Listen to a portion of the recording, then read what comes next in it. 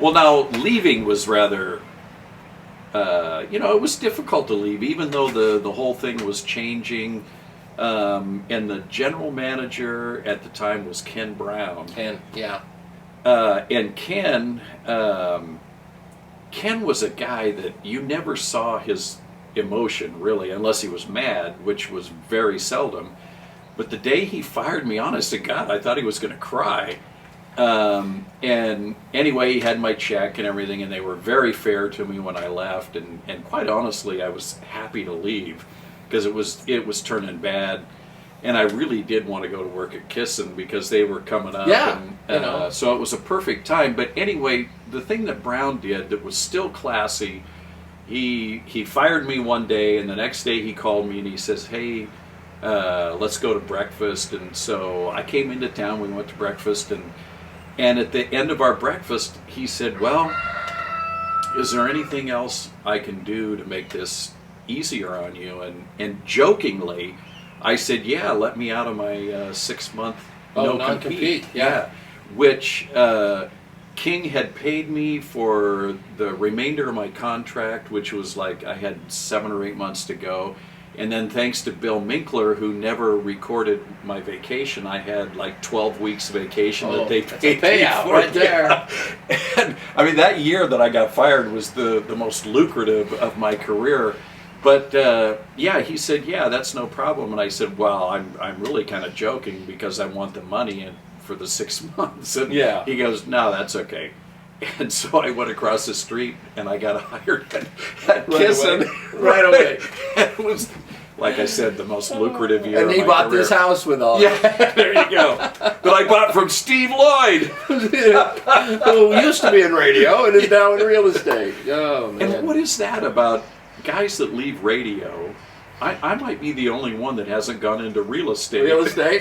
Yeah, I don't know. I'm hoping that I can work for. Seriously, I might go another 10 years. That'd be 70. This is the guy that said he was going to quit at 30. At 30, I got to beat it by 40 years. You won the bet. Hey, I made it an extra 30 years. I might as well go for 40. Well, yeah. I mean, I left radio unexpectedly. My career. Or did radio leave you? Yeah, that's exactly. But it took me. I've been gone for 2 years out of radio, and even though radio has turned, it's just different than it used to be. I mean, there were 6 disc jockeys on the air at every radio station, plus a utility guy and weekenders, and the staff. Not long ago, I posted a picture of the KGW staff standing on the stairs. In our red. A ton of people. I mean, there's probably more people on our staff at KGW in the 70s and 80s than are left in radio combined. In the city. Yeah. But it's just a different time, and I was kind of losing the passion, and it was time. Yeah. And so, but having said that, it took me a year to get over the fact of not turning the microphone on, talking to the people, doing dumb bits. And it's kind of funny because my last radio show was with the first woman broadcaster on KGW, Janine Wolfe. Oh yeah. Yeah, she was the first female to have a disc jockey show. Yeah. The second one replaced me. Francine. Francine? Yeah, it was Francine replaced me. Yeah, there was never be made shop steward. Dave Hood was no longer shop steward. They made me shop steward. So I'm in wars with the GM about some stuff. Oh man, I'm gone. That's it. I don't know if you can tell this story, but my only involvement with the union, and you might have been there. Mm-hmm. We were meeting, and I don't know why we were there, but it was like this dog and pony show. Oh, it was some of the negotiations. Yeah. At the big conference table downtown at the attorney's office. You were there. Yes. Okay, so Bryan and I, who, my suit was from J.C. Penney, I think, and I'd worn it like 3 times. Yeah. Once to this union thing, and twice to funerals. And that's the bit, because we were at this negotiation, union negotiation. And they were kind of pushing us to really hold firm, say, that you might strike. It was, I don't even remember what the key issue was. Yeah, so. I can't remember, but I remember Ron Sato, who turned out to be one of my favorite general managers ever. Love you, man. But anyway, Sato was like representing the radio stations, and he was sitting across from me. He was the business. It was business manager. At the time, believe right? So. Yeah. And so anyway, Sato, when I sat down in my suit, he said something to the effect like, "Nice suit, Williams. Let's see, what did your grandma die or something?" Well, it just so happens my grandma had passed away about 2 weeks before, and I still had Grandma's little funeral announcement in my pocket. I pull it out and I go, "Yeah, you asshole, she died last week." There was only one other time that I really cracked up Sato, who was... How do you describe Sato? He was like very stoic. Oh, very stoic, but what a sense of humor! Oh, a great sense of humor. He was the guy I had to very first time I'm going out to give away cash, and we're giving away $1,000 in what was it, $100 bills. So it's like all afternoon I'd be out there giving away $100, and he made me sign for it. I believe. I had to sign for the money, and I think he went as far as to get my driver's license. He did everything to intimidate me.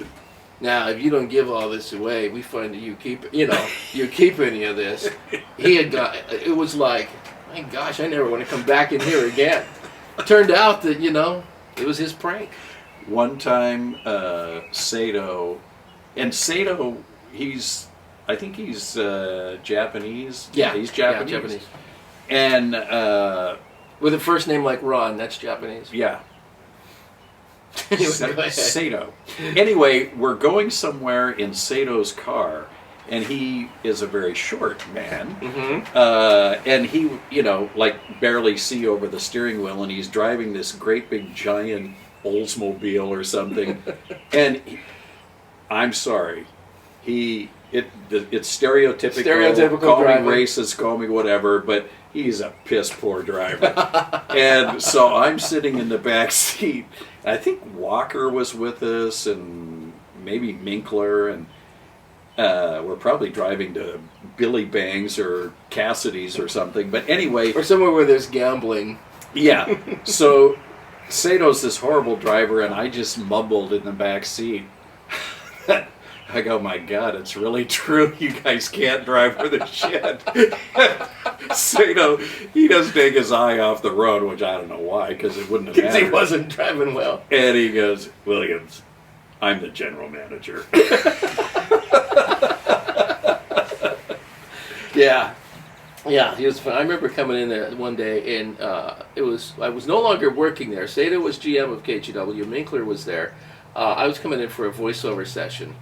And they were playing that game where they had to cross the room without touching the floor.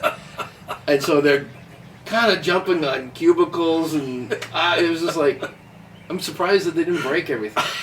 Oh, and then there was the pencil in the ceiling game. No, letter openers. Oh, letter openers. Yeah. So this is your general manager and your program director having a competition. Who can get the letter openers to stick in the ceiling? Sato and Minkler, after Neighbor Fair one year, and of course Minkler imbibed a small amount, but Sato didn't.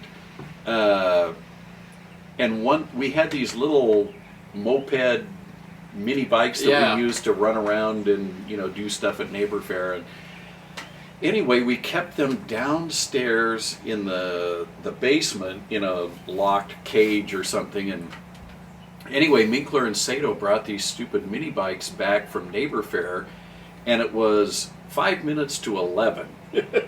So they rode the mini bikes into the building, got on the elevator, came up to second floor, and the second floor back at that time in the middle Yeah. was the TV control. Yeah, and so the big circle around it. Right. Yeah, of always. So they're riding these mini bikes around and around and around at 11 o'clock During the when news. is on. Always filling with exhaust smoke. Which reminds me of one more story, and then we could probably wrap it up. I'll have But- one more too. Okay, good. The last story was after rating books came in, and I hate to brag, but we were always number one. Hey, always number one. Yeah. A 15.1 Yeah. at that one. It's beautiful. But this particular time at KGW, they had just built the new addition there, the atrium, and it's this really beautiful atrium. And it's got a walkway out in the front, really a beautiful wood panel and all that stuff. Well, it goes this way, and then the TV general manager was right here. there. Who could see the entire atrium Yeah. and conference room because of the window. Exactly. So we're, celebrating heavily, and somebody gets the idea, and I believe you were still there. Somebody gets the idea, wouldn't it be fun to go out on the balcony and moon the Leaky Roof Tavern, which is across the street? Not thinking about Irwin Starr or whatever his name was, right. the general manager. Vice president, general Yeah. manager. And so there's like 20 guys and 2 or 3 And girls. it wasn't me. Everybody was there, Brian. You were there. I was around. You were there. But I didn't do the thing. Yeah. Sure. Anyway, it's like, okay, let's moon the Leaky. So there's 25 moons hanging over there. And you remember it, I know you do, because I remember the people they emptied the leaky roof. They're standing on the street applauding us. Well, the next day, Irwin Starr was livid. Oh, yeah. And he came down to Sato's office, who was the general manager of KGW Radio. Okay, at then the time. I wasn't. I heard about it then because I never worked. You under weren't Sato. there? No. Boy, you're really trying to get out of pulling I'm your getting pants, out of that mooning one. the deal. Yeah. So anyway, Irwin is just livid. He goes, I was having a very serious staff meeting there, and your knuckleheads go out there and pull their pants down, and Sato goes, Ron, or Irwin, you're kidding. I mean, really? My people did something? Heads will roll. Well, of course, Sato was out there bearing his ass He like the was rest one of us. Yes. Oh my gosh. Yeah. No, I did hear about that one because I remember I left under Woodyard, came back under Mason.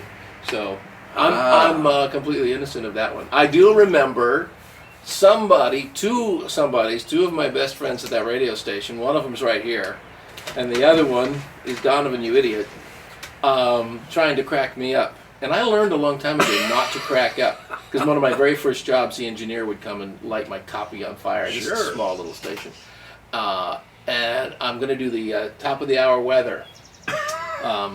And you guys waited till the song was ending. I opened the mic, 62 KGW, boom. We're facing the door, and Donovan and you are mooning me.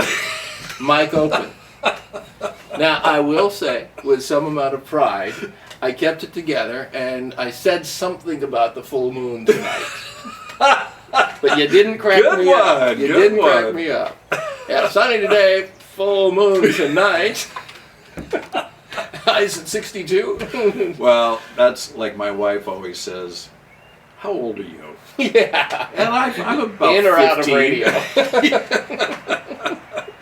Yeah, that was a perfect job for folks like us. And Great place. yeah, so the red light's still on. We could do, I don't know, but I do have to go over and meet Pete at 1. So Well, tell Pete hi. I will. And maybe don't bring up the blue bathrooms. But that was a lot I'm of going to fun. ask him if he remembers it.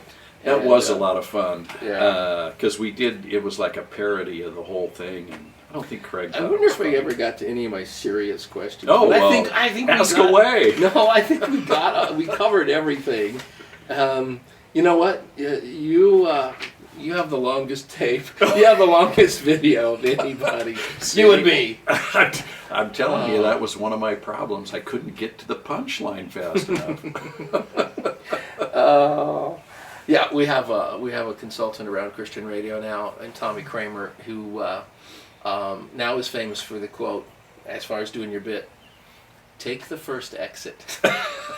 Well, you know, that's not bad advice. It's not. Because then you know what he says? Because then you can use the other part you were going to do for the next bit. Exactly. So, yeah, so that's one of the famous sayings. All right, I don't know what else to do, but I want to get some pictures, take some shots of these. And Sure. this is John's books of, I've got like 3 winter stickers and a couple of shirts.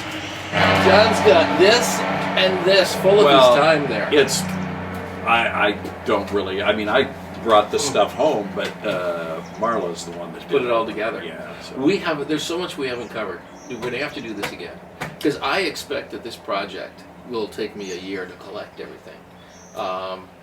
And I'm just like, you know, the more we do this, and this was fun because we got Steve and you and I, we can reminisce. I want more of several of us together.